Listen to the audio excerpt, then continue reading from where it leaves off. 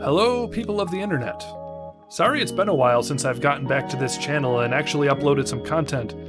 Thanks for stopping by for another visit.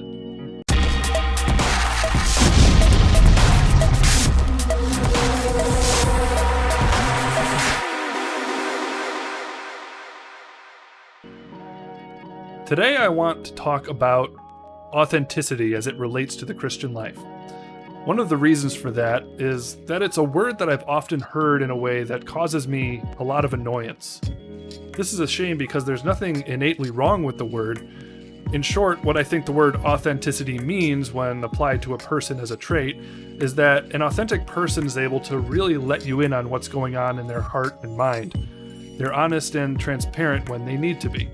But being someone like me who has, for instance, grown up in various youth group cultures, I've seen a common form of this word used. A youth leader, for example, is deemed authentic in his style when he is able to connect with the youth, or at least give other leaders the impression that he is connecting with the youth. So, if that youth leader sports a faux hawk, has a couple of tattoos, uses relevant sermon illustrations, and cracks trendy jokes, he is deemed authentic by those over him. The kids, on the other hand, may or may not feel insulted and condescended to. When authenticity is defined this way, its meaning, ironically, is completely reversed. You have a youth leader creating a facade of authenticity resulting in deep inauthenticity. This obviously is only one example. I believe that it's actually something that impacts modern Christians every day, right down to our vocabulary. One example of this that I've spoken and written about before is the cliches we've developed, for instance, surrounding the word religion. To you Christians watching, what would you say if someone came up to you and asked you if you were religious? I bet that a large percentage of you already know what you would say. All together now, Christianity isn't a religion, it's a relationship. Now, as far as I can tell, this saying came about sometime in the 80s or 90s, maybe earlier, and at best the intention was to say that rituals and rules within religion do not justify us before God, but only authentic faith. This is true enough. Unfortunately, the vocabulary being used isn't biblical, and I fear the intentions behind the saying are rarely authentic.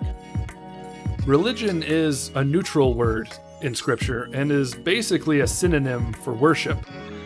Paul describes self-imposed and man-made religion, what we might call legalism, and certainly saw it as bad. But James talks about religion pure and undefiled, which is good. It's the characteristics we attach to our religion that makes it good or bad, not religion itself. But that's not the main point. My point is whether such a cliche serves or detracts from our authenticity. Most of the time, I think a question aimed at us from a non-Christian, asking whether or not we're religious, doesn't have a very complicated meaning. I think the person asking it wants to know if we believe in God and have spiritual practices like church attendance or prayer. They're not delving into the intricacies of the doctrine of justification by faith alone and how we are made right before God. Therefore, what would the most authentic answer to this question be for us average church-going Christians? Well, in my opinion, it would be yes. We believe in God and we go to church and stuff. Simple as that. And if the conversation turns to such things as justification by faith versus works and rituals, which we should hope it does, we should certainly have the correct answer ready. Let me harp on this religion example a little more. There's another more recent reason this common cliche bugs me. Today there is a strong movement towards theological liberalism in many corners of the church. By that I mean things like a downgrading of our doctrine of Scripture, a downplaying of our definition of what's sin and what's not, and a downplaying of our belief that Christ even wanted an organized church to exist. Even many Christians are embracing serious doubts that such church functions as regular corporate Christian gatherings, submission to elders, authoritative teaching, and church discipline have historical and scriptural roots.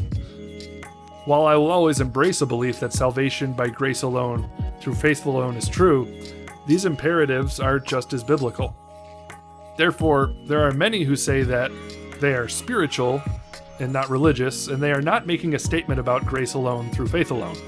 They are talking about a rejection of biblical Christian doctrine and practice, painting it as oppressive and old-fashioned. So if someone asks the question about whether we are religious in this backdrop, what would an answer of no communicate? It likely wouldn't communicate anything about us rejecting the man-made and self-imposed religion and legalism that Paul condemns. The question likely has nothing to do with this. Our answer of no likely communicates that we don't follow any particular religious practice, like church attendance, and it probably communicates that we don't care much about embracing an orthodox or biblical vision of God. Therefore, if the conversation continues from this no, and you begin talking about your relationship with Jesus, or surprise, your church, the person you're talking to will probably think you're talking out both sides of your mouth. In other words, they will see you, ironically, as inauthentic. Now, some of you may be watching and you actually would reject the idea of an organized church and our ability to have systematic Christian doctrine, and you reject the idea of something like a holy book. You wouldn't call yourself a traditional Christian. Don't worry, you're not the one I'm directing this to. I'm talking about people who use these cliches to sound interesting in a conversation, but would actually share my beliefs. That's an issue for me. In short, I'm not here to make a mountain out of a molehill and drag on about whether you all have ever used a cliche that annoys me personally. It's simply one example of how we might want to examine our lives and our words and our intentions behind them. Do we want to communicate in a trendy way or in an honest way? The goal is to truly communicate what is in our hearts and minds to another person. What is the best way to do that? So, what do you think? Can you think of any other examples or cliches or shortcuts in our way of speaking and living where we need to be more truly authentic and not authentic in the trendy sense? Leave your comments below. If you enjoyed the video, leave a like and subscribe. Hit the notification bell if you want to know when new videos get uploaded.